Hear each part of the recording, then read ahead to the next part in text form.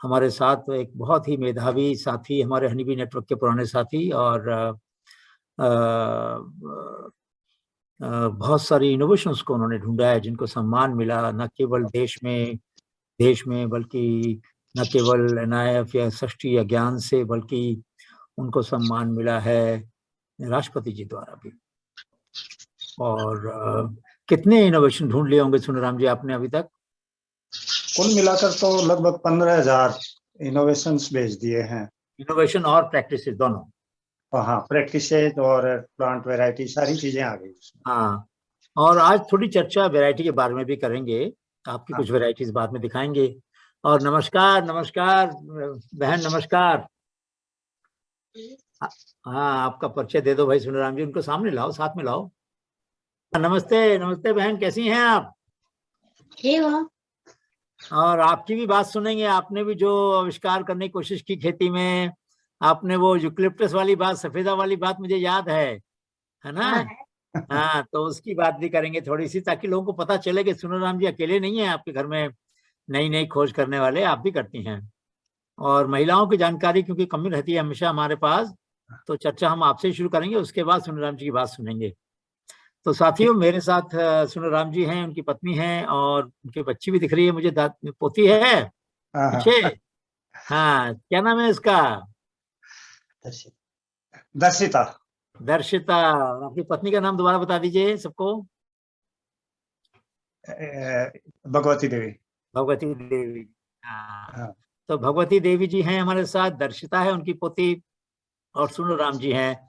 बड़ा अच्छा लगता है जब नई पीढ़ी इन बातों में रुचि ले, तो फिर उनकी रुचि जो है आने वाले समय के लिए हनीबी नेटवर्क की भावना को जिंदा रखने के लिए बहुत सहायक होगी। तो साथियों, मैं फिर से स्वागत करता हूँ सुनराम जी का और भगवती देवी जी का। उनकी पत्नी जो हैं, दोनों अपने आप में मिसाल हैं, क्योंकि सुनराम जी ने जो कुछ किया उनकी मदद के बिना तो नहीं कर सकते थे सुनराम जी। सही बात है कि नहीं? बिल्कुल सही बात है। और अभी ये चौला की किस्म एक भेजी है मैंने फोटो, तो हाँ, उसमें वो खरपतवार को खुद दबो लेती है और सर्वाइवल हो जाती है, निराई गुड़ाई की जरूरत नहीं है। क्या बात है, वैरायटी क्या है, चौला की वैरायटी है उसमें। चौला की, अरे वाह! तो भाई इसको मैं अपने घर में भी लगाऊंगा, कितनी अच्छी हाँ। बात है, बहुत अच्छी बात है। तो देखिए, अब चर्चा हम शुरू कर रहे हैं। पहले हम भगवती देवी जी से सुनते हैं थोड़ा सा।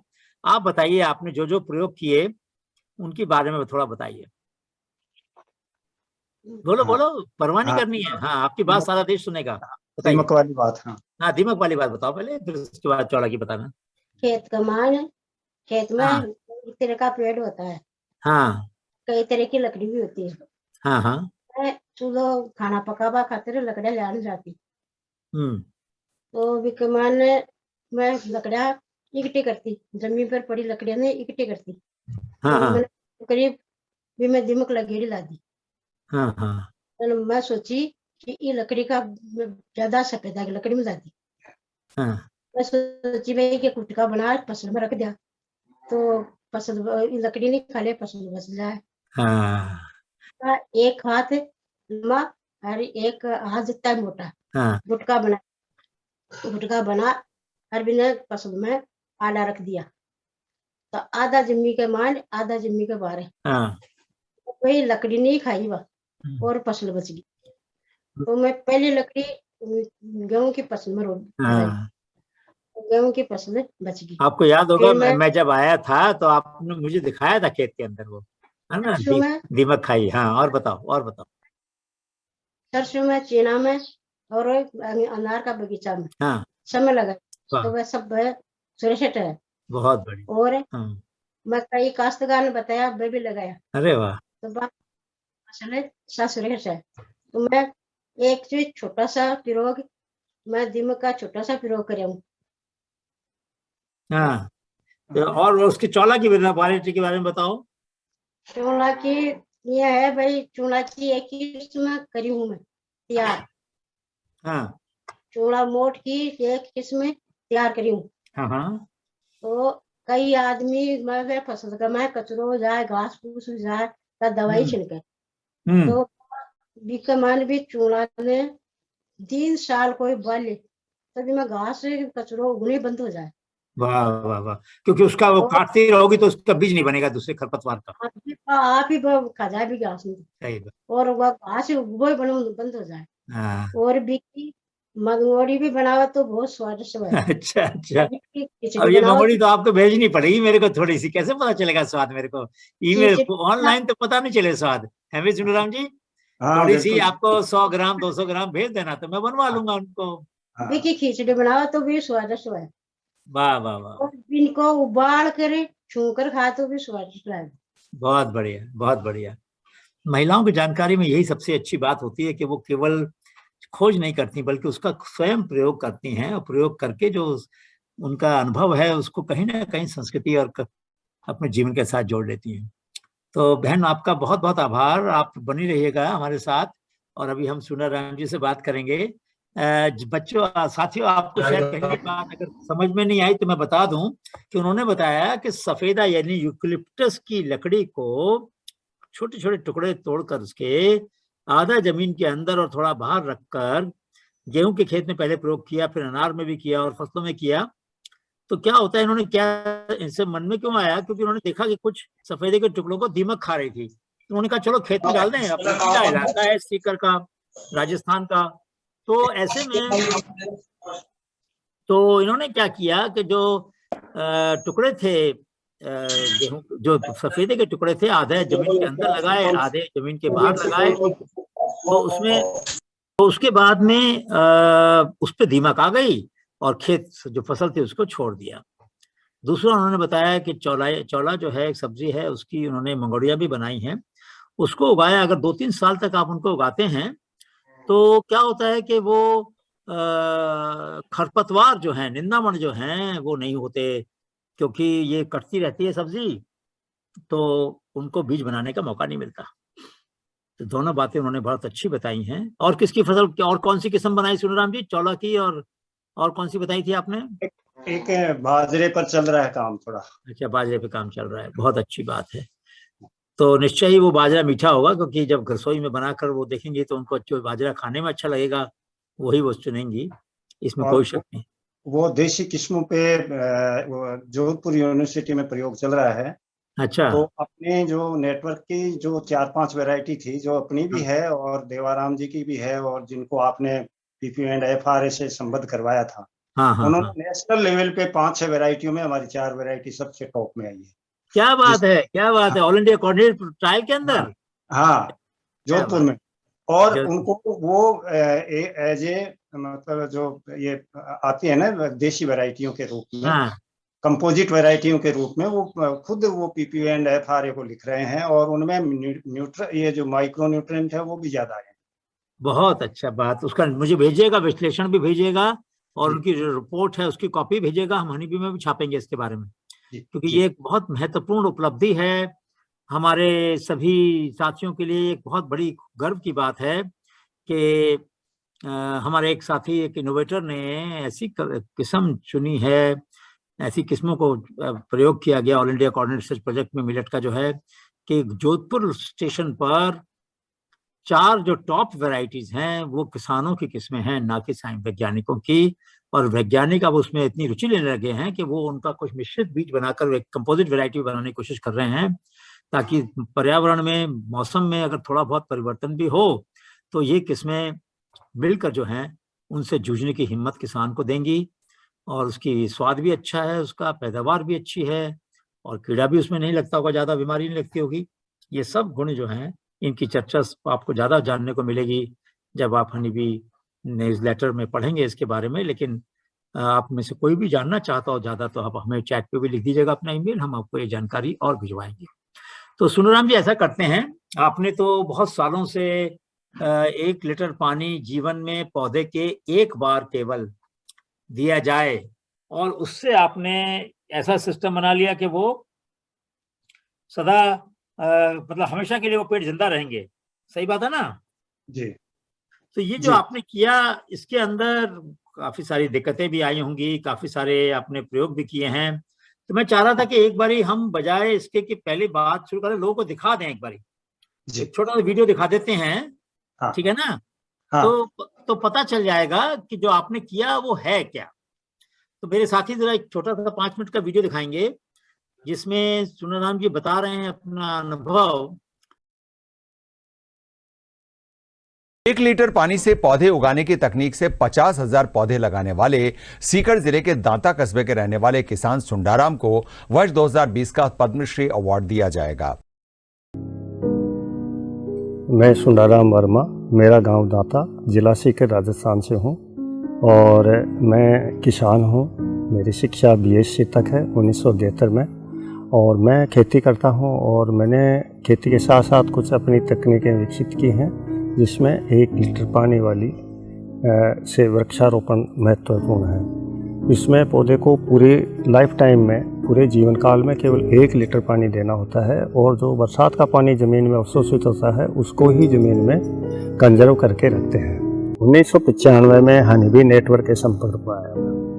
जब हनीबी नेटवर्क के संपर्क में आया तो उन्होंने मेरी 1 लीटर वाली तकनीक को देहरादून तक, वहाँ तक जो साइंटिस्ट हैं सबसे ज़्यादा फॉरेस्ट है वहाँ उनके सामने रखी, और एक इंटरनेशनल क्रॉप साइंस कांग्रेस हुआ था 1996 विज्ञान भवन में था, दिल्ली में था, तो वहाँ मेरा एक प्रेजेंटेशन था जिसका जो डेली न्यूज़ बुलेटिन होता है उसका कॉन्फ्रेंस का, उसमें बड़ा रिस्पॉन्स आया। तो वहाँ मैंने ये प्रेजेंट किए थे, सारी वैरायटियाँ प्रेजेंट की थी, क्रॉप रोटेशन प्रेजेंट किया था, कुछ मौसम की जानकारी जो हमने अनुभव की थी वो वहाँ प्रेजेंट की थी। तो वहाँ काफ़ी मुझे इसका सपोर्ट मिला, और हनीबी नेटवर्क की ओर से एक इंटरनेशनल अवार्ड जो था एग्रो बायोडाइवर्सिटी का, वो मुझे कनाडा से सबसे पहले अवार्ड वो ही मिला था मुझे। और उस अवार्ड से मैंने 15 जो फसलें राजस्थान में मुख्य रूप से बोई जाती है उसकी 700 से अधिक देशी प्रजातियाँ इकट्ठी की, उनका करेक्टराइजेशन किया, तो उसमें बहुत सारी चीज़ें, अच्छी चीज़ें भी, तो उनको सबको जीन बैंक में दे दिया। और हनीबी नेटवर्क से जो सृष्टि बना उसको सपोर्ट करने के लिए फिर नेशनल इनोवेशन फाउंडेशन बना। तो हनीबी नेटवर्क और सृष्टि का काम तो इन चीज़ों को ढूंढने का था कि भाई ऐसे नए नए जो काम कर रहे हैं किसान, उनको ढूंढा जाए। पानी पहले थोड़ा ज़मीन में था, अब कम से कम इस क्षेत्र में बिल्कुल।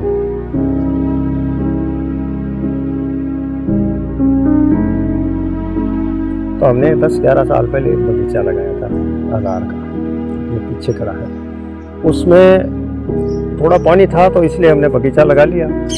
5 साल पहले वो ख़त्म हो गया, तो हमने फिर टैंकरों से पानी डालना शुरू किया। पिछले साल टैंकर वालों ने भी मना कर दिया कि पानी है ही नहीं, तो पीने का ही नहीं है, अब बगीचे में कैसे डालेंगे। उस समय यंग फार्मर ट्रेनिंग कोर्स में था। मैं काफ़ी एग्रीकल्चर डिपार्टमेंट और एग्रीकल्चर यूनिवर्सिटी और एग्रीकल्चर रिसर्च इंस्टीट्यूट इनके संपर्क में रहा था, और मैंने अपनी खुद की वैरायटियाँ और जो टेक्निक्स डेवलप करना शुरू कर दिया था। तो इसी इंटरेस्ट को देखकर अच्छी और जानकारी ज़्यादा प्राप्त करने के लिए पूसा, जो देश का सबसे बड़ा ये रिसर्च सेंटर है कृषि का, तो वहाँ मुझे भेजा गया। तो वहाँ ड्राई फार्मिंग की टेक्निक सीखने को मिली। जैसे ही पहला मानसून की अच्छी बरसात होती है और घास उग जाता है, उसके 5-6 दिन बाद में हम उस खेत की जुताई करते हैं जहाँ हमें पौधे लगाने हैं। उसके बाद में उस खेत को पड़ा रहने देते हैं, और जो बरसात होगी तो उसमें का पानी जो है वो सोखने की क्षमता भी बढ़ जाएगी और खेत पड़ा रहेगा।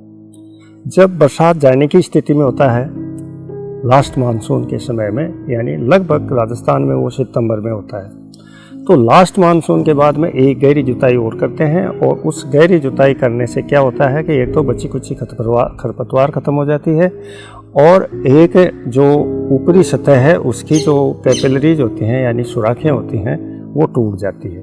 तो इससे पानी क्या होता है कि वो ज़मीन का पानी ज़मीन में पड़ा रहने देते हैं। तो हम क्या करते हैं कि जैसे ही दूसरी जुताई करते हैं सितंबर में, उसके तुरंत बाद जहां हमें पौधे लगाने हैं वो 4 या 5 इंच का चौड़ा या लंबा गड्ढा खोदते हैं, लेकिन गहरा 1.5 फीट खोदते हैं। 1.5 फीट गहरे गड्ढे में जब पौधा लगाते हैं तो 1 फीट का जो उसका पिंड होता है वहाँ कवर हो जाता है नीचे का हिस्सा, और ऊपर का हिस्सा खाली रहता है 6 इंच। उसमें 1 लीटर पानी या कोई 2 ml उसमें कोई भी इंसेक्टिसाइड कीटनाशक मिलाकर दे देते हैं ताकि कोई कीड़ा नहीं काटे। फिर हम पानी देने की कभी भी जरूरत नहीं पड़ती। हमें केवल इतना करना है कि हर 3 महीने बाद में, क्योंकि 3 महीने बाद में जब ज़मीन पड़ी हुई रहती है तो उनमें कैपिलरी बनना शुरू हो जाती है, तो इसलिए हर 3 महीने बाद में उस पूरे खेत की क्रॉस कल्टीवेशन कर देते हैं, ताकि ऊपर की जो है वो खरपतवार भी कोई उगी है तो वो नष्ट हो जाए, और ऊपर की ज़मीन है जो वो आपस में डिस्टर्ब होने से उसका कैपिलरी है वो टूट जाए, तो उससे वो नमी बनी रहती है। ये कुल काम अगले साल मानसून तक 3 या 4 बार करना पड़ता है। उसके बाद में पौधे को कभी कुछ नहीं करना है और वो पौधा पूरी तरह से स्वस्थ रहेगा, और मई जून की तेज़ गर्मी में भी इस तरह का वो पौधा रहेगा जैसे किसी वो झील के किनारे खड़ा।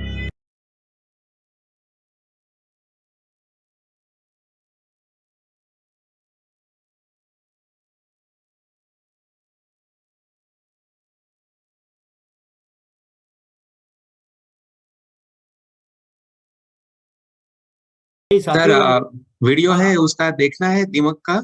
दीमक का दिखा दीजिए, दिखा हाँ दीजिए। वो दिखा दीजिए। हाँ चलाते हैं यहाँ। हाँ चित्र लेना है इसका।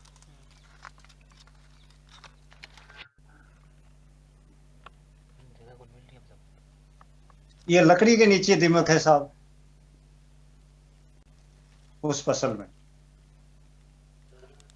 ये जो अभी दीमक देखी आपने जी। वो उस लकड़ी के नीचे थी, फसल के नीचे, फसल में। हाँ और हाँ, अगर वो लकड़ी नहीं होती तो वो फसल का बिल्कुल ही नहीं बचती। मतलब इतना कंट्रोल होता है इसमें। बहुत और बड़ी बात है ये। राजस्थान एग्रीकल्चर यूनिवर्सिटी में 3 साल प्रयोग किए हैं तो उन्होंने यही बताया है कि ये किसी भी केमिकल से अच्छा जी। है जी, तुलना की तो अच्छा है, ये सबसे अच्छा है, ऐसा उन्होंने बताया है। ये दीमक कंट्रोल करने के लिए। हाँ लेकिन ये बताइए, कुछ लोगों ने इसको अडॉप्ट किया है?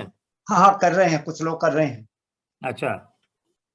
और मैं थोड़ा सा 2 बातें बताना चाहूंगा। एक तो 1 लीटर पानी वाली बात की। हाँ एक जब ये पुरस्कार अनाउंस हुआ जी। तो पुरस्कार से उस काम की एक पहचान थोड़ी सी सबको हो जाती है। सही बात। लोग समझते हैं कि ये कोई अच्छी चीज है तो उसकी हाँ, तरफ ध्यान जाता है। ठीक बात। हालांकि कोरोना का कार्यकाल आया तो वो लोगों ने बहुत संपर्क किया, सैकड़ों लोगों ने अलग अलग कोने से कि वो पेड़ लगाना चाहते हैं। महाराष्ट्र भी है, आंध्र प्रदेश भी है, गुजरात भी है, मध्य जी प्रदेश जी है। जी ये जी जी थोड़ा थोड़ा सूखा है।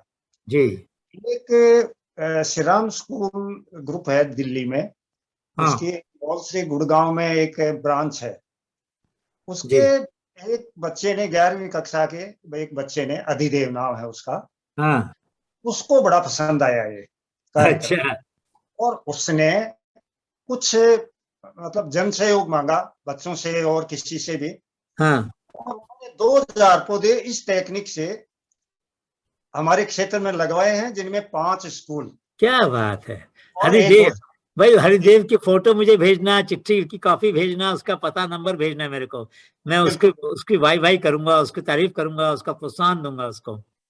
अब जब वो यहाँ स्कूलों में और बच्चों से मिला हाँ। तो अच्छा, वो आया यहाँ पर? हाँ वो यहाँ आया था, आज नहीं है गुरुग्राम से यहाँ आया वो? हाँ। अच्छा। और वो बच्चों से मिला, अध्यापकों से मिला, तो उन्होंने इतना उसको इंटरेस्ट आया कि भाई ये जो तरीका है ना, क्योंकि एक स्कूल में 1000 बच्चे पढ़ते हैं, अगर 10 हाँ, बच्चे भी इसको अपनाएंगे तो ये तकनीक जल्दी फैलेगी। जल्दी फैलेगी, सही बात। तो इस साल उसने 2000 लगाए और उसका फीडबैक बहुत अच्छा आया। जी। क्योंकि संपर्क में है, एक गौशाला में लगाए पौधे की, वो चारे वाले पौधे थे। हाँ तो इस साल उसके जो पेरेंट्स हैं हाँ। उन्होंने बड़ा सपोर्ट किया। अच्छा। का लक्ष्य है वो अगर सफल होता है तो वो 2-3 हजार पौधे तो लगवाएगा ही लगवाएगा, लेकिन उसका लक्ष्य है 20,000 पौधे इस बार। क्या बात है। 11वीं क्लास का बच्चा है? कौन सी क्लास का? 11वीं क्लास का। 11वीं क्लास का। हाँ हरिदेव। हाँ, मैं बहुत। आपको भेजूंगा उसको आपका नंबर दूंगा, वो बात भी करेगा। हाँ, और हरिदेव अगर सुन रहा हो इस चर्चा को तो भाई आपको बहुत बहुत, आपका बहुत बहुत अभिनंदन। और बच्चों जो मेरे पीछे खड़ी है ना, बच्चियां, उनको हाँ भी हाँ सोचना चाहिए कि उनको भी ऐसा ही काम करना है स्कूल में जाकर, हाँ और हाँ अपने बाबा के बारे में बताना है, दादी के बारे में बताना है, और बच्चों को भी प्रोत्साहित करना है। हाँ ठीक बात। तो सुनूराम जी, बात शुरू करते हैं फिर से। आप कुछ कह रहे थे, अपनी बात पूरी कर लीजिए। हाँ हाँ, मैं ये थोड़ी देर बाद में इन बच्चों के आइडिया थोड़ी देर बाद में ये बात करेंगे लास्ट में। ठीक है। और एक परिवार का बच्चा, चाचा जी का पोता है, वो मनीष हाँ रावत है। वो किसी कारण से यहाँ नहीं आ पाया। वो थोड़ा सा उसके लगी कोई एक्सीडेंट में, तो वो शायद जुड़ा हुआ होगा, मैंने कहा है उसको। अच्छा। उसने सीड कंपनी बनाई है, और जो भी इनोवेटिव फार्मर्स हैं जितने भी अपने अवार्डेड, हाँ उनकी मार्केटिंग करेगा वो। और उसने क्या इस बार वर्ल्ड बुक ऑफ रिकॉर्ड में नाम दर्ज हो गया उसका। उसने 14.5 फीट का गंवार का पौधा है, वो उसने तैयार किया। बात है, क्या बात है। बहुत जी, अच्छा, बहुत मैंने बढ़िया। फोटो भी भेजा है आपको। हाँ मैंने देखा। हाँ बहुत अच्छी बात है। तो हाँ, सुनाम जी, अब आप। आपकी चर्चा पे वापस आते हैं हाँ कि आपने पहले तो हम बात करते हैं पानी वाली बात, क्योंकि उसका वीडियो सबने देख लिया है। हाँ तो हाँ आपने बताया कि जैसे बरसात से पहले एक बार हल जोत दिया तो पानी नीचे जाएगा जमीन में। हाँ हाँ। उसके बाद जब बरसात खत्म होने वाली हो तो आपने बोला हल करेंगे, लेकिन आपका मतलब पाटे से था ना? पाटा फेरेंगे ना उसके ऊपर, नहीं कैपिलरीज को तोड़ने के लिए। नहीं, कैपिलरीज तो जो फ्लोइंग होगी उससे ही हो जाएगी। अच्छा, पाटा कैपिलरीज फेरने की जरूरत ब्रेक नहीं होगी। है। पाटे की जरूरत इसलिए नहीं है। पाटा हम क्यों चलाते हैं कि पाटे से थोड़ा सा कैपिलरी एक्शन शुरू हो जाता है। जब फसलें बोते हैं हम, हाँ तो फसलें तो 3 महीने रहती है। हाँ। हमें अधिकतम नमी 3 महीने चाहिए। तो पाटा थोड़ा सा देने से कैपिलरी एक्शन थोड़ा सा शुरू होगा, जो धीरे धीरे पानी आकर फसल को वो उपलब्ध हो जाएगा। लेकिन जब पेड़ लगाते हैं तो उसमें उल्टी बात होती है। पेड़ की जड़ें बहुत गहराई तक चली जाती है, तो उसको ऊपरी सतह पे पानी लाने की जरूरत नहीं है, तो पाटा देने की जरूरत नहीं है इसमें। अच्छा, हाँ, इसमें जो फ्लोइंग है वो वैसे के वैसे ही रखी जाती है। ठीक बात, तो अच्छी बात बताई आपने। और फिर जो आपने बताया कि कितना 6 इंच के डायमीटर का खोदते हैं गड्ढा। हाँ, अपने को थैली रखनी है, पिंड बस रखना है हाँ, पौधे तो का। 4 से 6 4 इंच इंच से के बीच लेकर में, 6 इंच, मैक्सिमम 6 इंच, बाकी 4-5 इंच में भी रख लेते हैं। और 1.5 फुट नीचा। 1.5 फीट गहरा होना चाहिए। तो आपने ये बात काफी लोगों को शायद समझ में नहीं आया कि क्यों खोदा 4-6 इंच का, जरा बता दीजिए वो बात जो आप कहते हैं अक्सर। हाँ, ऐसा है साहब कि जब हम जुताई करते हैं, गहरी जुताई। फॉरेस्ट डिपार्टमेंट वाले तो 1 फुट का 1 फुट बाय 1 फुट का गड्ढा खोदते हैं पेड़ लगाने के लिए।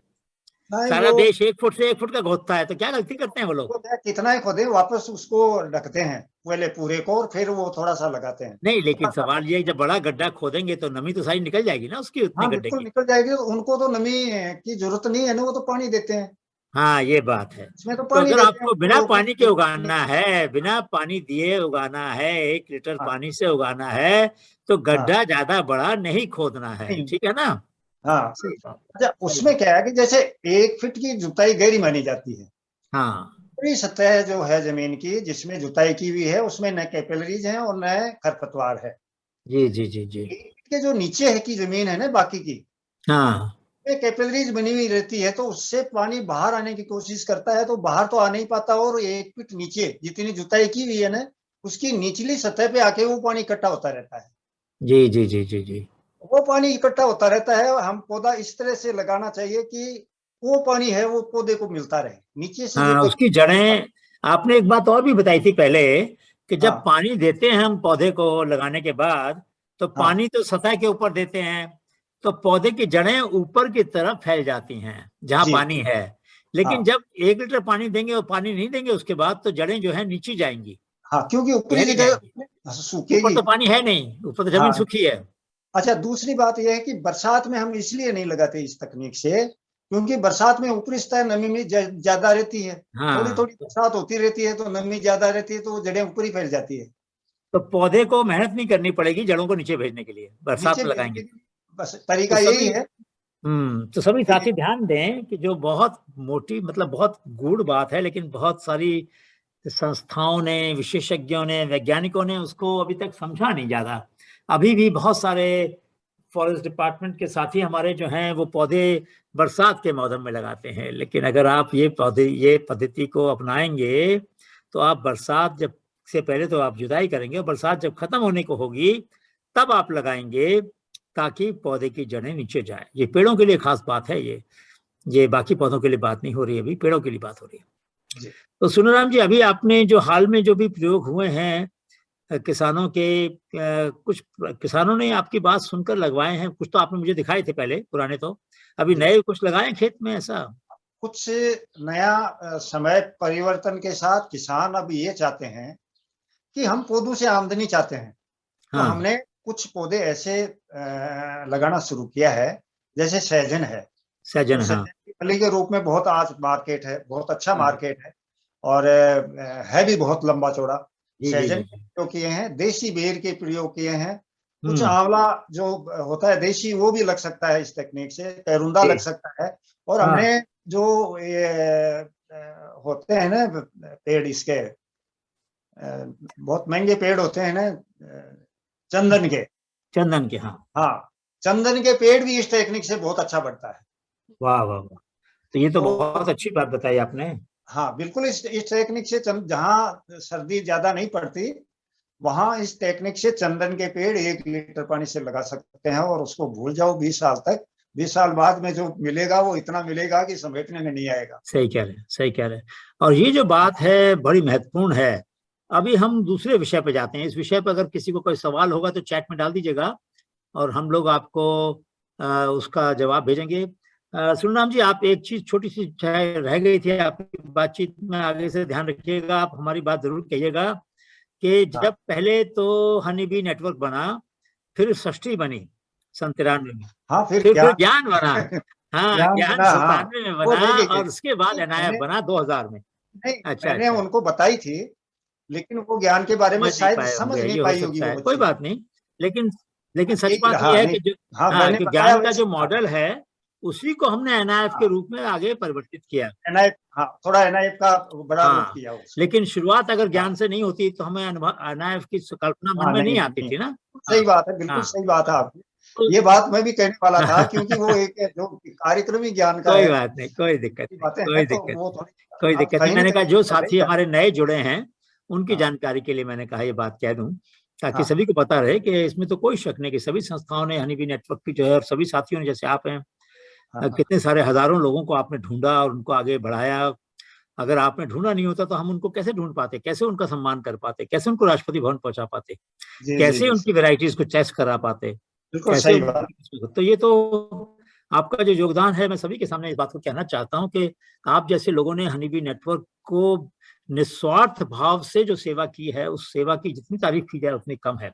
तो अब मैं आगे चलता हूं आपकी वैरायटीज के बारे में, सुनराम जी, हाँ, और थोड़ी बात करते हैं कि आपकी पहले आपकी मिर्च भी मशहूर थी, चना भी मशहूर था ना। जी, मिर्च जी, मिर्च ज्यादा मशहूर थी ना आपकी। हाँ, बिल्कुल, तो आपके खेत पे आके व्यापारी खरीद के जाते थे, जी, क्या बिल्कुल। कारण था, ऐसा क्या बात थी आपकी मिर्च में? नहीं, उसमें क्या था कि उसमें तीखापन तो बहुत थोड़ा सा था, हाँ। और रंग जो था वो काफी ज्यादा था। जो देश की मुख्य 3 वैरायटियां हैं ना, 2 वैरायटियां हैं इसके आसपास या थोड़ी सी ज्यादा। टोमेटो चिल्ली है जिसमें 126 AST यूनिट कलर वैल्यू होती है, और एक ब्याडगी है जो उसमें उसका भी लगभग इतना ही है, और इसका 117 यूनिट है, तो कोई ज्यादा फर्क नहीं है। और इसमें थोड़ा सा चरपरापन है, तो ये खाने में बड़ी स्वादिष्ट लगती है। हाँ। तो जब शुरुआत में इस वैरायटी को बेचने गए तो जो जनरल वैरायटी थी उससे कम पैसे मिले थे।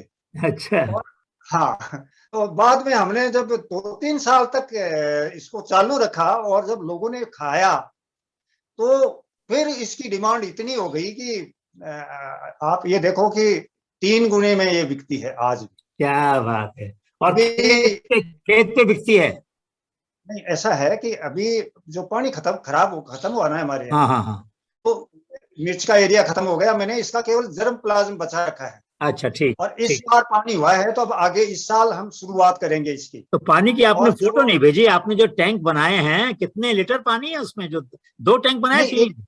एक छोटा सा वीडियो भेजा है, 20 लाख अच्छा, लीटर का है वो। वही देखना जरा, टैंक का दिखा देना, टैंक का वीडियो आपके पास आया होगा, संकेत चेक कर हाँ, लीजिए। छोटा सा वीडियो भेजा है। 1-2 मिनट के लिए दिखा देंगे उसको।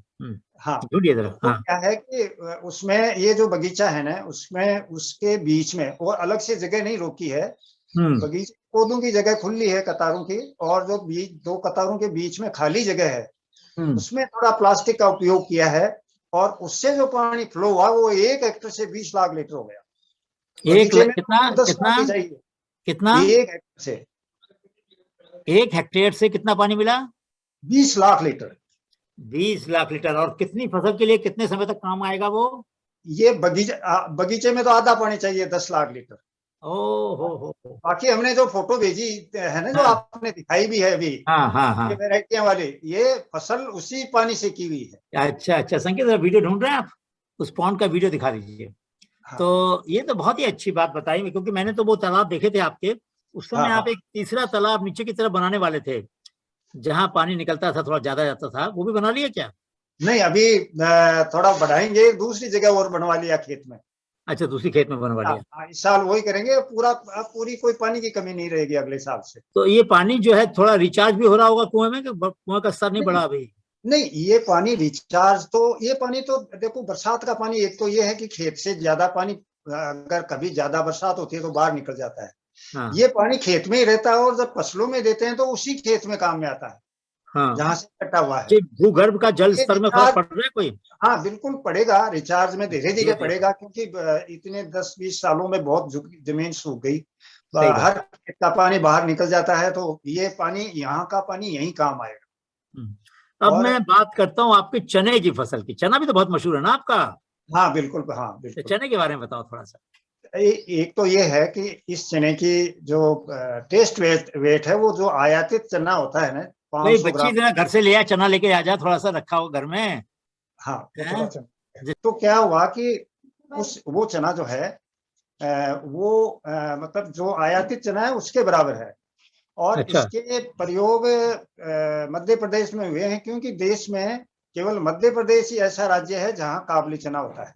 हाँ। बाकी काबुली चने का एरिया राजस्थान में भी नहीं है, गुजरात में भी नहीं है, थोड़ा बहुत कर्नाटक में या आंध्र प्रदेश में है, जो इसके मध्य प्रदेश के टच में है। हाँ। तो वहां भी इसने अच्छी पैदावार दी है, कम पानी लेता है और अच्छी क्वालिटी और पैदावार भी ज्यादा होता है। तो इसीलिए वो पीपीवी एंड एफआरए ने शायद, उन्होंने मुझे बताया था कि ये लुधियाना में भी टेस्ट किया है, राजस्थान में टेस्ट किया है, गुजरात में, मध्य प्रदेश में, कानपुर में, तो सब जगह अच्छी पैदावार दी है। हाँ, चलिए दिखा देते हैं थोड़ा सा साथियों को, क्योंकि जब देखेंगे तो मन में आएगी बात कि काबुली चना जरा दिखाओ, थोड़ा सा ऊपर कर दो उसका। मैं थोड़ा जो बीज के लिए ये ग्रेडिंग किया हुआ है। हाँ। नीचे का हाँ। जो पतला कोई दाना रहता है ना। अच्छा। हाँ, ये देखो आप, जो सही बीज है, हाँ, वो बाहर निकालो, मैं निकाल के देता हूँ आपको। हाँ, नहीं सही बात है, क्योंकि ये कई बार क्या होता है ना, जब तक लोग देखते नहीं है तब तक यकीन नहीं होता है। जो मैं चाहता हूँ सबको दिख जाए वो काबुली चना, जो आप काबुली चना ही यहीं से आता है। हाँ, बहुत सुंदर, बहुत सुंदर, बहुत बढ़िया। हाँ, बहुत बढ़िया दिख रहा है। क्या बात है, किसी ने लाइट डाल दी, ये अच्छा काम किया। बस थोड़ा दूर रखो, थोड़ा दूर रखो। और हाँ, बिल्कुल सही है, बहुत अच्छा, बहुत बढ़िया, बहुत बढ़िया, बहुत बढ़िया। तो ये बहुत अच्छा लगा आपका काबुली चना देखकर। और आप बता रहे हैं कि इसमें पानी भी कम लगता है। कितनी पैदावार हो जाती है इसकी एवरेज 25 क्विंटल तक आ जाती है 1 हेक्टेयर से? हाँ, हेक्टेयर से। हाँ, वही 25 क्विंटल है। तो देसी चना जितना होता है ना, हाँ, उतनी इसकी, उससे किसी से भी कम नहीं है इसकी पैदावार, और मार्केट वैल्यू 1.5 गुनी से ज्यादा है। क्या बात है, आज तो दुगनी है आज की तारीख में, लेकिन 1.5 गुनी से कम कभी भी नहीं रहती। ठीक। तो साथियों, कैसा होता है, कई बार हम लोग बात करते हैं कि सिर्फ पैदावार ही बढ़ाकर हम आमदनी ले सकते हैं, गुणवत्ता बढ़ाकर तो आमदनी बढ़ा सकते हैं। और ये 1.5 गुनी किसान की आमदनी करी, गुणवत्ता बढ़ाई उसकी, जो चने के साइज बढ़ाया, उसका टेस्ट अच्छा है, और उसको कीड़ा वीड़ा ज्यादा लगता नहीं है ना इसको, सुनम जी? नहीं, कीड़ा ज्यादा नहीं लगता है इसको। ये अर्ली वैरायटी है तो जल्दी तैयार हो जाता है। जल्दी तैयार हो जाता है, खेत खाली हो गया उसके बाद में फिर और फसल ले सकते हैं। आपने वीडियो दिखाया, वो सीड प्रोडक्शन था। अच्छा, वो सीड प्रोडक्शन था। तो संकेत, तालाब वाला भी दिखा देना भैया जब तैयार हो जाता। ये क्या मिर्च है? हाँ, ये मिर्च है। अच्छा, बहुत सुंदर, बहुत सुंदर, बहुत सुंदर। ये वाली मिर्च है, गोल गोल। जी। बहुत बढ़िया, रंग भी अच्छा है इसका। और ये क्या शिमला और इसकी सामान्य मिर्च की किस कोई क्रॉस है क्या ये इसका? ये क्रॉस तो नहीं कह सकते, लेकिन ये शिमला तो हमने पिछले 20 सालों में नहीं बोई, तो ये मिली तो उसमें देसी में देसी मिली नहीं है। तो ये जैसे बोला। रेशम पट्टो होती है हमारे यहाँ गुजरात में, लेकिन वो भी लंबी होती हाँ, है, तो ये तो ज्यादा वो लंबी लंबी भी होती नहीं है, है। वो लंबी होती है, ये तो बिल्कुल गोल होती है। हाँ और यही पहचान है इसकी, यही हाँ, पहचान है इसकी, गोल बढ़िया होती बढ़िया। है। और जो व्यापारी हमसे 15-20 साल पहले खरीदता था ना, हाँ, वो कहता है कि चाहे 1000 बोरी भी हो तो मैं 500 रुपए पर केजी में खरीद सकता हूँ। इतनी क्या डिमांड बात, है इस 500 रुपया पर केजी? पर केजी में, वो खुद खरीद सकता है। अरे वाह। और वो जो गैस्ट्रिक होती है, उसने कहा कि जो गैस्ट्रिक बीमारी वाले वो ले जाते हैं ज्यादा, इससे नहीं होती, और मिर्चों से अरे, तो इसका मतलब दवाई के गुण भी हैं इसमें?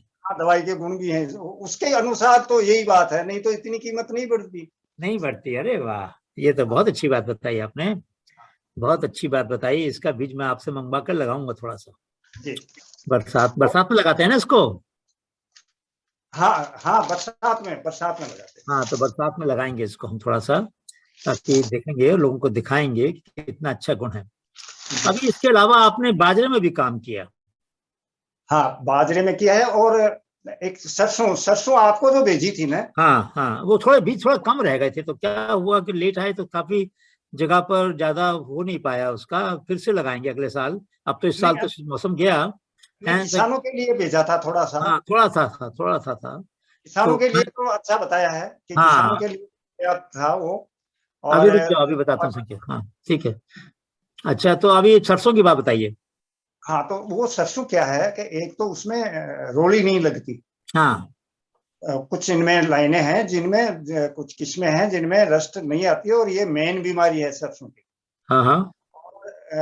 अभी भी कोई रोग रोधक किस्म नहीं है, अच्छा। लेकिन इनमें हाईली टॉलरेंट है। और हम्म। आप भी शायद अगर किसी किसान को दी है तो उसको उसको इस बारे में जरूर पूछना कि उसमें रस्ट आई है या नहीं आई है। हाँ। दूसरी बात यह है कि ये मतलब सरसों पीली दो तरह की होती है। हम्म। पीली सरसों में पैदावार कम होती है लेकिन तेल ज्यादा होता है। हाँ और राई वर्ग में जो सरसों होती है वो काली होती है लेकिन पैदावार ज्यादा होती है, तेल कम होता है। हाँ। ये पीली सरसों राई वर्ग में है, तो पैदावार भी ज्यादा होगी और तेल भी ज्यादा होगा इसका, बढ़िया बढ़िया और बढ़िया। रोग रोधकता भी आएगी। ठीक बात, ठीक बात। तो काफी कई विशेषताएं हैं इनमें। तो यही देख रहे हैं कि इसकी क्या परफॉर्मेंस आती है। मैंने इसको जोधपुर में भी दिया है एग्रीकल्चर यूनिवर्सिटी में, और रोगों पर जोबनेर में भी चल रहा है इसका। तो इस साल उसका रिजल्ट आ जाएगा, बहुत तो बढ़िया। विशेषताएं हम इनकी कुछ कहने की स्थिति में आ जाएंगे। ठीक बात। अब बाजे की बात पे आ जाते हैं। बाजरे में यह है कि बाजरे में आजकल एक तो कई तरह की विशेषताएं वैज्ञानिक बताने लग गए हाँ कि बाजरे को तो हर हर स्थिति में वो स्थान देना है खाने में, क्योंकि इसमें कई तरह के मिनरल्स होते हैं और कई तरह के अच्छी जो रोग आयरन होता है वो भी ताकतवर चीज होती है। सही बात। तो इसीलिए जोधपुर में जितनी भी देसी वैरायटियां थी सब पर प्रयोग चला। जी। तो मैं अपनी वैरायटी दी, और एक देवाराम जी किसान थे, आपको पता है शायद, उसका हाँ भी याद होगा, वो उसने भी, उसकी भी 2 वैरायटियां थी। और एक किसान और हैं हनुमाना राम जी, जो सुल्खानिया नाम के बाजरा जाना जाता है। हाँ हाँ हाँ हाँ। तो ये हमारी जो 4 वैरायटियां हैं, वो चारों वैरायटियां जो टॉप 7 थी उसमें आई है। बहुत बढ़िया, बहुत बढ़िया। तो जोधपुर स्टेशन पर। जोधपुर स्टेशन पे, और उनमें उन्होंने सिलेक्ट किया है, और इसको एक कंपोजिट वैरायटी है 7 वैरायटियों को, जिसमें कुछ काजरी की भी हैं और एक किसान और हैं जो जिनकी वैरायटी अच्छी आई है। तो इन सब वैरायटियों को वो PPM&FRA के पास शायद भेज दिया है या भेज रहे हैं, और मिनरल्स हैं वो भी अच्छे आए हैं। और हमने कुछ और वैरायटियां इस साल तैयार कर रहे हैं, जो कम बरसात की, मध्यम बरसात की और ज्यादा बरसात की, तीनों के लिए देसी बाजरे की वो अलग अलग है। और देसी बाजरे का महत्व हमारे राजस्थान में इसलिए ज्यादा है, यहाँ चारे की बहुत कमी है। हाँ, अभी तो चारा अच्छा होता है उसमें। चारा 10-12 रुपए किलो बिक रहा है। क्या बात एक अब एक आदमी 300 ग्राम अनाज खाता है, लेकिन चारा 10 किलो चाहिए उसको, है। सही जानवर। बात। तो चारा महंगा पड़ता है, अनाज से भी बहुत महंगा पड़ रहा है। हाँ। वेस्ट होता है, चाहे वो चावल का हो या गेहूं का हो, हरियाणा में और पंजाब में, वो पूरा का पूरा इधर राजस्थान में आ जाता है। जी जी। बावजूद भी चारे का जो भाव है वो 10-12 रुपए किलो है। ये देखिए। हाँ।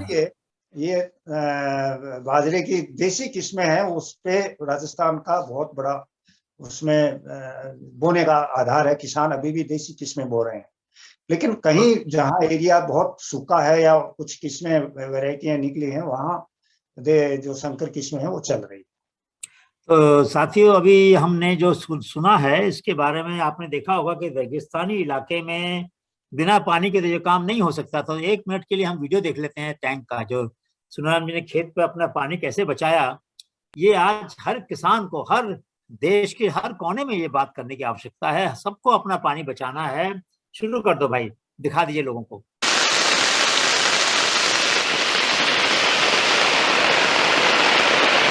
लाइनिंग किया है प्लास्टिक से और बताया था कि चलने दीजिए, चलने दीजिए, चलने दीजिए।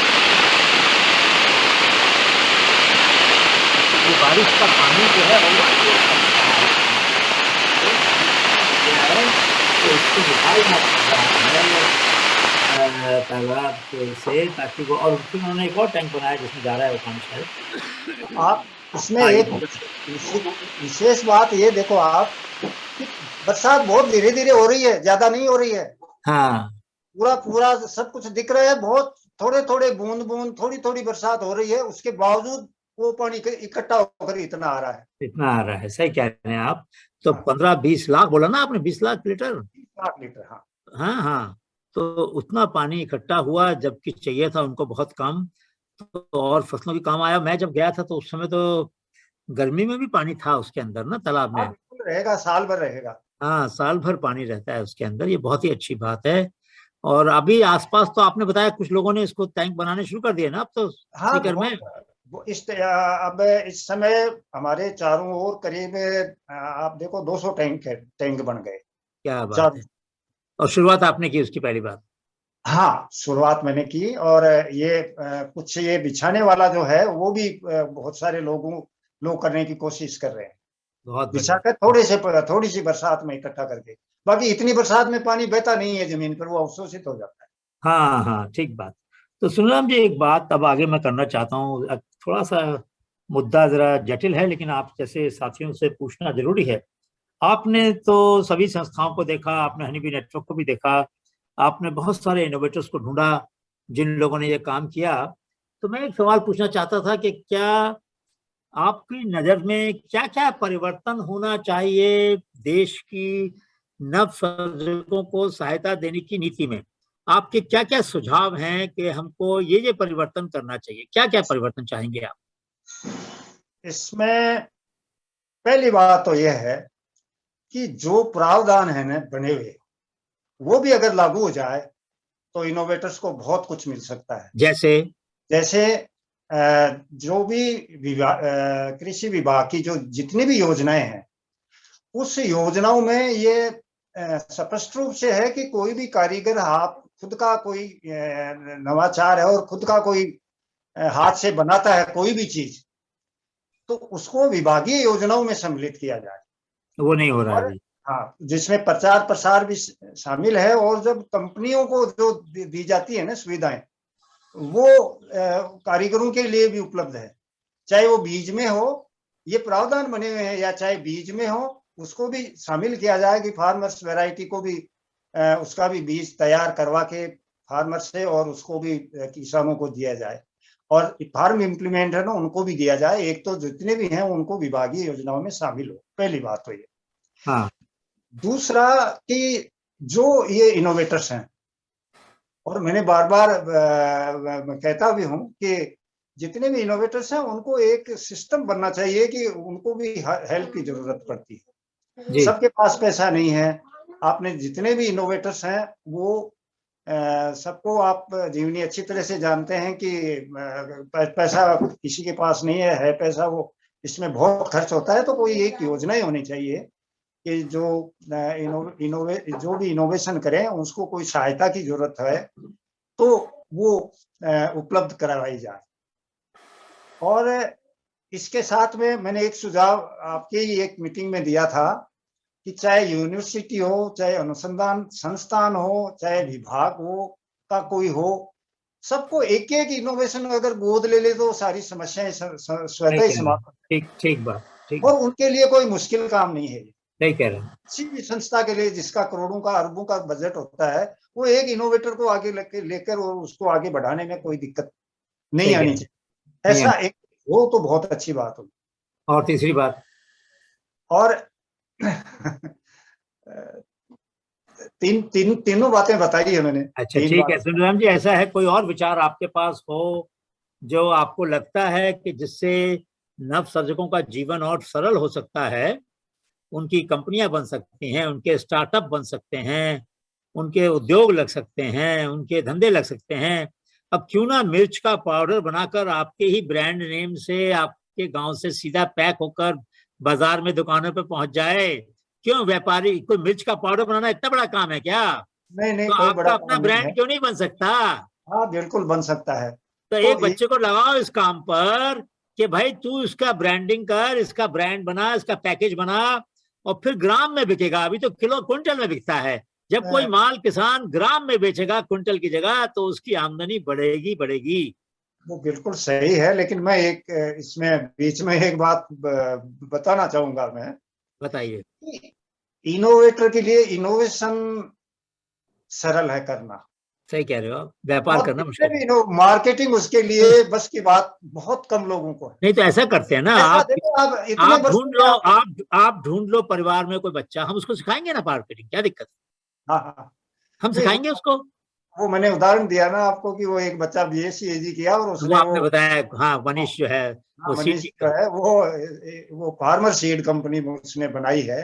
बढ़िया, और बढ़िया। चाहता है कि इसको ये फार्मर का सीड जो है वो ही बेचे, क्यों उसको नहीं वो तो अच्छी बात है। मैं वो तो बहुत अच्छा काम है।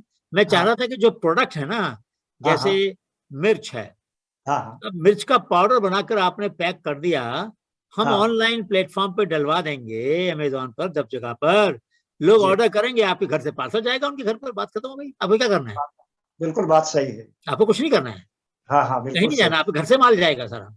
बिल्कुल ठीक बात है कि अगर कोई उसका प्रोडक्ट का नहीं बने तो फिर कोई विशेषता है किसी चीज में, और प्रोडक्ट नहीं बने तो भी वो कमी है। क्योंकि क्या होता है ना सुंदराम जी, अब दूसरा आदमी अपने ब्रांड से बेचेगा इसको। आप जब कस्टमर के पास आपकी मिर्च पहुंचती है तो सुंदराम जी को नहीं जानता।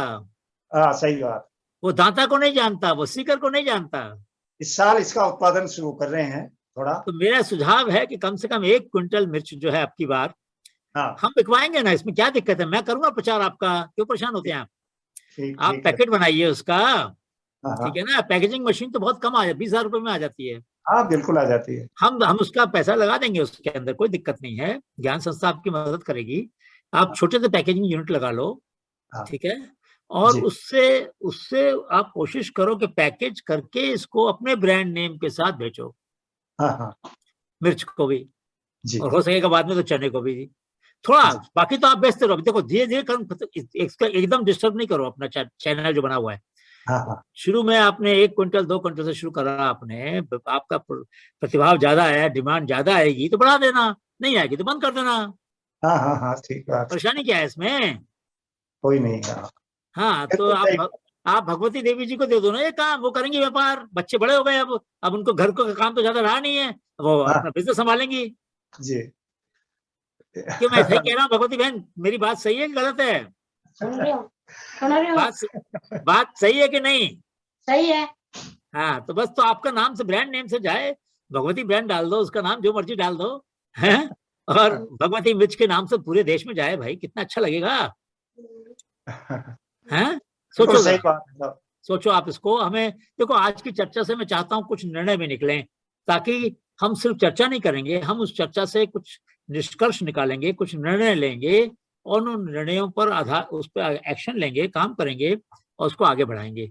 तो मैं चाहता था कि 2-3 बातें। एक तो ये कि अगर आपको पैकेजिंग यूनिट लगानी है तो आपका एक छोटा सा, हम आपको जानकारी हमारे साथी आपको भिजवाएंगे। राजकोट में बनती है पैकेजिंग मशीन, तो वो बताएंगे कितनी मशीन आती है, कैसा है। तो आप देखिए, अगर आपको लगानी है तो हम कर्जा उसके लिए दे सकते हैं, अगर आपको जरूरत पड़े। वैसे तो आपके पास जरूरत पड़ेगी नहीं, लेकिन पड़े तो हम देंगे। आप उसका लगा लो, आपके काम आएगी, नहीं काम आएगी तो आप मशीन दे देना वापस हमको, खत्म हो गई बात। हाँ हाँ, क्या खतरा है इसमें, जोखिम क्या है? नहीं कोई जोखिम नहीं। अगर अच्छी लगे तो पैसा दे देना, और अगर अच्छी नहीं लगे तो मशीन वापस कर देना, और क्या चाहिए बताओ आपको? जी बिल्कुल ठीक बात। ठीक बात है ना, कोई रिस्क तो नहीं है, कोई रिस्क नहीं है इसके अंदर। कोई रिस्क नहीं है। हाँ हाँ, तो ऐसे ही करेंगे हम।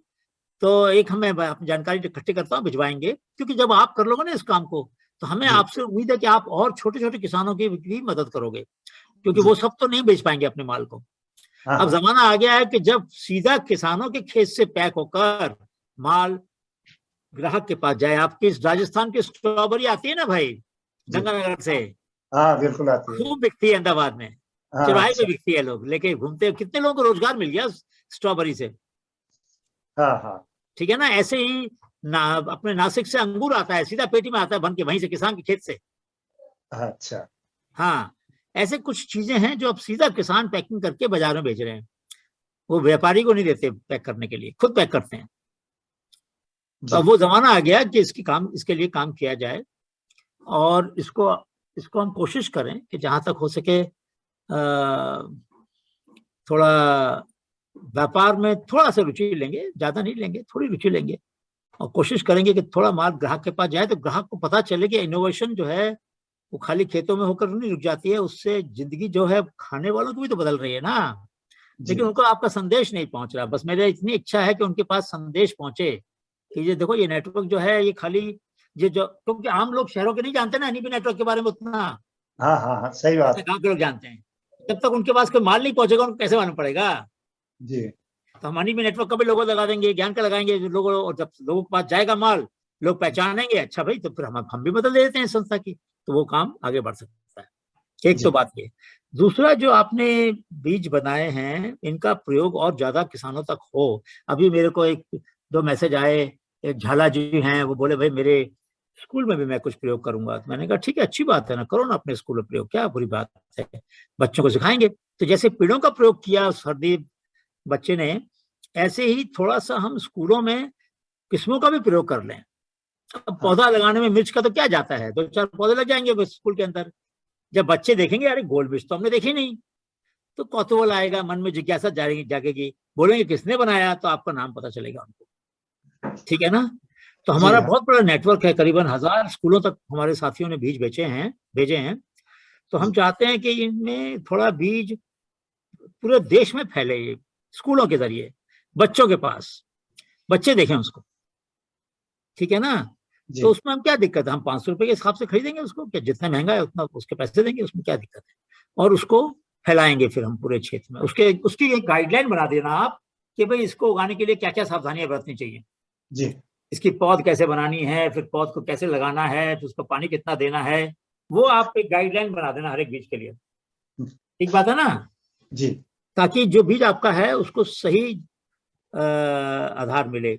अभी हमारे पास 4 मिनट बचे हैं। भगवती बहन से कुछ बात करता हूँ, कुछ पूछता हूँ उनसे, उनके मन की क्या आकांक्षा है, वो क्या सपने देख रही हैं, अभी क्या चाहती है, आगे क्या होना चाहिए इस क्षेत्र के अंदर। बहनों की जानकारी को कैसे बाहर लाए बहन, हमारे पास बहुत कम जानकारी है महिलाओं की, क्या करना चाहिए हमको, बताओ। महिलाओं की जानकारी कैसे निकाल कर लाएं बाहर? महिला की जानकारी तो नीचे जाए, बतला देना नीचे जाए, कोई बात है। लेकिन आती नहीं ना हमारे पास, तो क्या करना चाहिए उसके लिए, कोई तरीका बताओ। अब आप जैसी माताएं हैं वो और बहनों से बात करें, उनकी जानकारी पूछें, भेजें, तब तो बात बन सकती है। कहीं से बात करनी चाहिए, 5 रुपए वीडियो जाए और साफ थोड़ी बताओ भाई आप चीजियाँ करनी है, या करनी है। तो एक वर्कशॉप आप करो, मैं आऊंगा उसमें, भगवती बहन एक वर्कशॉप आप आयोजन करो। क्यों सुन राम जी, आप मदद करोगे इनकी? हाँ, वो एक बच्ची ने आपको लिखा था, और उसने एक 105 साल की महिला की जीवनी भी लिखी। मेरे को मिली, अभी मिली, मेरे को मिली, वो पढ़ी मैंने कल। हाँ, उसको हाँ, बहुत सुंदर, बहुत सुंदर। ऐसी बच्चियां ऐसा कार्यक्रम आयोजित कर सकती हैं, वो बड़ी उत्साहित है। तो आप मेरी बात सुनो, एक आयोजन करो आप अप्रैल के महीने में, 1 दिन का या 2 दिन का, जिसमें जो बहनों के जिन्होंने कुछ भी थोड़ा छोटा मोटा भी प्रयोग किया है कोई, हाँ, ऐसी बहनों की एक वर्कशॉप करते हैं अपन। हाँ जी। ठीक है ना। हाँ। अभी आपके यहाँ मैं बहुत दिन से कोई फंक्शन में आया नहीं हूँ भाई। हाँ, आप पद्मश्री का फंक्शन भी रह गया आपका, मैं नहीं आया उसमें ना। तो वो भी कर लेंगे उस दिन, आपका अभिनंदन भी करेंगे और साथ ही बहनों की बातें सुनेंगे, बहनों की बातें सीखेंगे। और भी बाकी लोगों को बुला लेना, उसमें क्या बात है। जैसे मैं पिछली बार आया था, जो जयपुर से आया था, तो साथ कई लोग आपने बुलाए थे, उनसे मिला था। लेकिन इस बार मैं चाहता हूँ कि थोड़ा बड़ा करेंगे और ज्यादा सीखेंगे। मैं साथियों को भी लेकर आ जाऊंगा, बाकी लोगों को भी। ठीक है ना? एक चर्चा करेंगे तो साथी लोगों, सभी लोग जो लोग सुन रहे थे हमारी बातचीत को, उन सबसे अनुरोध है कि ये मैन फ्री फ्राइडेज हर शुक्रवार के दिन हम लोग मिलते हैं। समय थोड़ा थोड़ा बदलना पड़ता है कई बार, क्योंकि साथियों की सुविधा के अनुसार। लेकिन अगले सप्ताह फिर मिलेंगे किसी इनोवेटर के साथ। सुनराम जी, आपका बहुत बहुत धन्यवाद। भगवती बहन, आपका बहुत बहुत धन्यवाद। बच्चों को खूब सारा आशीर्वाद है बेटा। खूब पढ़ाई करनी है, खूब प्रयोग करने हैं, नए नए आविष्कार करने हैं, जीवन में आगे बढ़ना है। ये जो परंपरा दादा ने शुरू की है, इसको रोकना नहीं है बच्चों। वो यहाँ तक लाए, उसको आगे ले जाने की जिम्मेदारी आपके पास है। ठीक है ना? वो जो आइडिया था ना, वो बिजली बनाने वाला फार्म पॉन्ड, वो इस बच्ची का ही था, इग्नाइट में भेजा था। अच्छा अच्छा अच्छा, बहुत बढ़िया, बहुत बढ़िया। क्या होता है ना, पानी का बहाव चाहिए होता है हमको बिजली बनाने के लिए। तो वो बहाव जो है, अगर एक तालाब से दूसरे तालाब में जो पानी जाता है, तब उसमें अगर टरबाइन लगा दे छोटी सी, तो पानी बिजली पैदा हो सकती है। लेकिन एक ही तालाब में पानी स्थिर है, तो बिजली पैदा करने में दिक्कत आएगी। सोलर वाला था ना, तैरने वाला। हाँ, सोलर तैरने वाला तो चलेगा, वो तो काम करेगा। और इतनी जगह जमीन बचेगी, जमीन बचेगी और अपने सोलर एनर्जी आएगी। पानी का जो उड़ जाता है ना, वो बचेगा। बहुत बिल्कुल सही कह रहे हो, बिल्कुल सही कह रहे हो, बिल्कुल सही कह रहे हो। बहुत अच्छा विचार है। और सभी साथियों का बहुत बहुत अभिनंदन। सुनराम जी, आपका बहुत बहुत धन्यवाद। और भगवती बहन, आपका भी बहुत बहुत धन्यवाद। बच्चों, शाबाश। और सभी साथियों का आभार जिन्होंने आज जुड़े हमारे साथ। ये फेसबुक पर भी शेयर किया है, अभी मेरे फेसबुक पर भी शेयर कर देंगे उसका रिकॉर्डिंग, आप लोग उसको देख सकेंगे जो मिस कर गए। और अपने साथियों को भी बांटिए, ये चर्चा का जो वीडियो होगा, इसको अपने साथियों तक बांटिए, पहुंचाइए लोगों तक। तो पता चलेगा कि किसान, एक साधारण किसान सीकर के अंदर राजस्थान में किस तरीके से इतने सारे उन्होंने आविष्कार किए, प्रयोग किए, जिससे हजारों लाखों लोगों तक उनके प्रोडक्ट गए, उनकी जो बीज हैं उनको फैलाने का मौका मिल रहा है। देश में सर्वोत्तम वैरायटीज में से उनकी वैरायटीज आगे आ रही हैं। ये सब काम इसलिए संभव, और खाली उन्होंने अपने लिए नहीं किया। जैसा उन्होंने बताया कि 15,000 और अनुभव भेजे हैं, जिसमें से कुछ को तो अवार्ड मिला, कुछ को पद्मश्री मिला, कुछ को इन्होंने ही तो ढूंढा था। बाकी साथी जो थे हमारे सीकर वाले जो थे, वो अपना गोभी वाले फारिक जी और कुमावत जो था मदन लाल, काफी सारे लोग आपने ढूंढे ना। तो उन सबको जो सम्मान मिला, उन सबको जो श्रेय मिला, उसमें काफी सारा योगदान आपका है। बहुत बहुत धन्यवाद। आपकी आयु लंबी और आपकी आवाज और आपकी शक्ल अभी बदली नहीं है ज्यादा सुनराम जी, ये मैं कहना चाहता था। इसके लिए श्रेय भगवती बहन को जाता है, ये आपका श्रेय नहीं है भाई। आप अभी ऐसे दिखते थे, पहले दिखते थे, 10 साल पहले दिखते थे। बिल्कुल सही बात कही आपने, है ना? आपको लोगों ने कहा होगा ये बात जरूर, क्या आपकी उम्र बढ़ नहीं रही है अभी? क्या आप तो वैसे ही हैं, यही कहते हैं, वैसे ही जैसे थे, है ना? बहुत अच्छी बात। भगवान आपकी सेहत बनाए रखे, आपको स्वस्थ रखे सबको। नमस्कार।